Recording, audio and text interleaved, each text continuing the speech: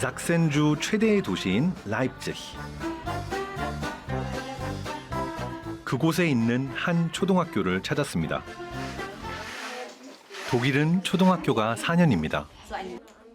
4학년이 끝나면 직업학교를 갈 것인지 대학 진학을 할 것인지 결정을 해야 합니다. 아이들의 미래에 대해 얘기를 나눠봤습니다. Okay. Tischtennis, Tischtennisspieler. Spieler. Toll. Okay. Ich wollte vielleicht Fußballspieler werden. Fußballspieler. Oh, Tischtennis, Fußball. Mit Kindern. Kindergarten oder Schullehrerin? Wisst ihr noch nicht. Okay, alles klar. 다양한 꿈들을 얘기했지만 자신의 미래를 결정하기엔 아직 확신이 없어 보입니다. 독일은 만 6세부터 12년간 의무 교육을 실시하는데요. 초등학교 4학년이 되면 학생의 성적과 적성에 따라 대학 진학을 위한 김나지움과 직업 교육을 위한 레알슐레, 하uptschul레를 선택해 진학합니다. 그래서 독일의 초등학교 4학년은 자신의 진로를 정하는 매우 중요한 시기입니다.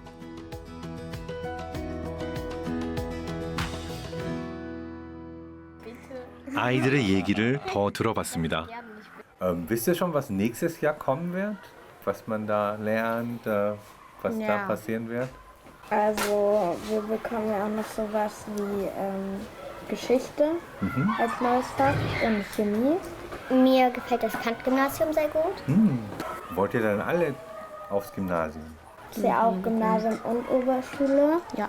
Ah, okay. Und also es gibt auch so Schulen, da kann man dann einfach weiter wechseln. Dass das quasi, zum Beispiel bei der Rahn ist das doch so, dass du in die Grundschule gehst und dann quasi gleich auf die Schule kommst. Also ich gehe aufs Gymnasium.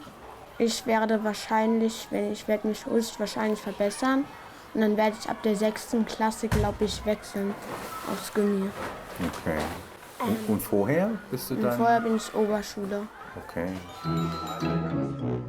놀랍게도 학교 진학을 앞두고 진로에 대한 고민을 많이 한 것 같습니다. 그러나 10살 아이들에게 진로 결정은 너무 빠른 건 아닐까요? Also ich glaube, ungefähr die Hälfte, würde ich einschätzen, wissen ungefähr ihre Stärken und wissen auch, wie sie sie sehr gut einsetzen können.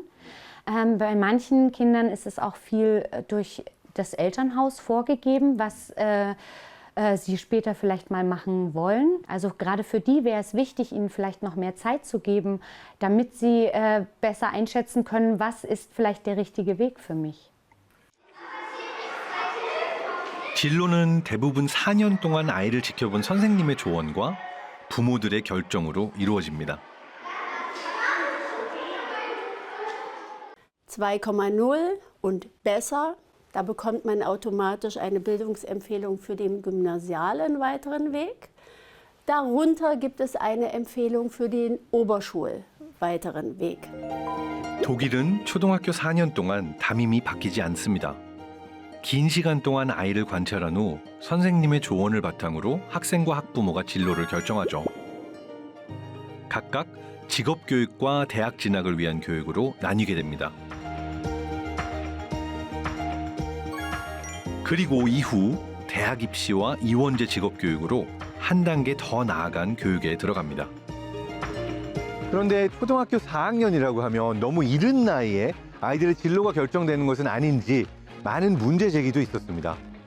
그래서 1982년부터는 Gesamtschul라고 하는 종합학교 시스템이 독일 학교교육 시스템의 일부로 인정을 받게 되었죠. Gesamtschul가 어떠한 곳인지 한번 살펴보러 가보도록 하겠습니다.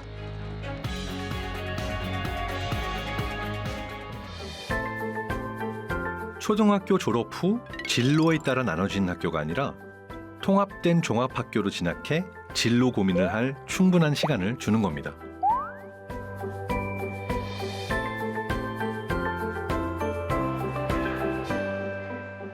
이곳은 하노버에 있는 종합학교 Gesamtschul입니다. 이곳은 10학년 학생들의 수학 수업 시간입니다. Die Leute, die in Wissenschaft den Grafiktaschenrechner haben, klappt das für euch? Ja, nein? Ja, los, dann komm her damit. Da wechselt jetzt eben den Taschenrechner für die nächsten Aufgaben. Komm. Mit dem, ihr macht das genauso. Schau jetzt nochmal hin. Die 5 mal 1,1. Und jetzt musst du die Taste suchen, auf der das steht, ne? 종합학교에서 10학년은 아주 중요한 해입니다.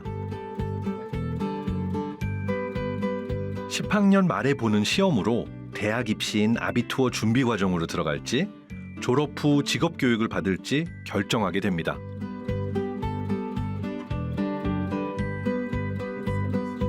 어느 나라건 수학은 쉽지 않은 과목이죠. 이 수업에도 다양한 능력의 학생들이 함께 있다 보니 균형을 맞추는 것이 중요한데요. 학생들끼리 서로 도와줄 수 있도록 수업을 계획한답니다. Das sind zwei verschiedene Taschenrechner, die wir noch in der Schule benutzen. Zurzeit gibt es für die Mathematikschüler im grundlegenden Niveau den wissenschaftlichen Taschenrechner. Für die Mathematikschüler im höheren Niveau gibt es diesen Grafiktaschenrechner. So ist es momentan umgesetzt. Besondere Herausforderungen sind die Unterschiedlichkeiten der Kinder. Es gibt Kinder, die den mittleren Schulabschluss erreichen können. Es gibt Kinder, die zum Abitur kommen können.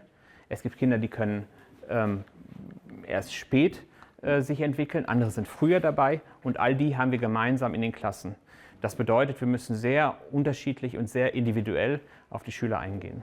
Wir können den Unterricht so gestalten, dass wir möglichst oft versuchen, in Kleingruppen zu arbeiten, dass also unterschiedliche Niveaus sich ein bisschen angleichen. 5학년부터 다니는 종합학교는 7학년까지는 성적을 내지 않고 학년 통과 여부만 알려주는데요. 아이들이 적응할 시간을 주기 위한 것이랍니다.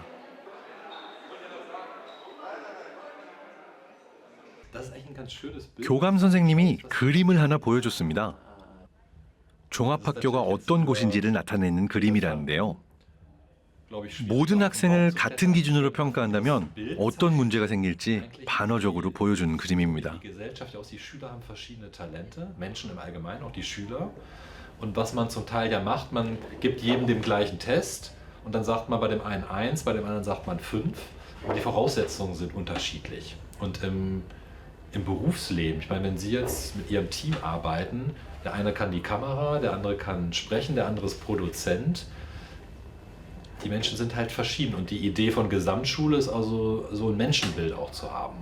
Es sind nicht alle gleich, sondern es sind alle verschieden und wir gehen auf diese Verschiedenheit ein. 10살에 결정하는 진로와 성적과 적성에 따른 진학 때문에 얼핏 경직되어 보이지만 독일은 학생들의 선택에 따라 언제든 진로를 바꿀 수 있는 기회도 열어두고 있습니다. 학생의 선택이 가장 중요합니다.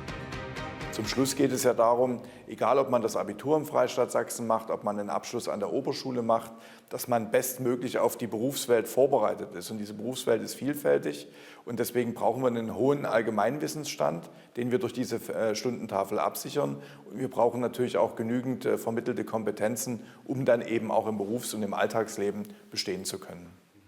Ich glaube, wir in Deutschland wir sind kein ressourcenstarkes Land. Wir hatten das Ruhrgebiet, da ist jetzt die Kohle leer. Wir sind nicht so ein großer Industriestandort, wir haben Landwirtschaft, aber Bildung ist unser Kapital. Bildung ist das, was uns als Land auch ein Stück nach vorne bringt. Das ist unser Selling Point. Genau. Freut mich.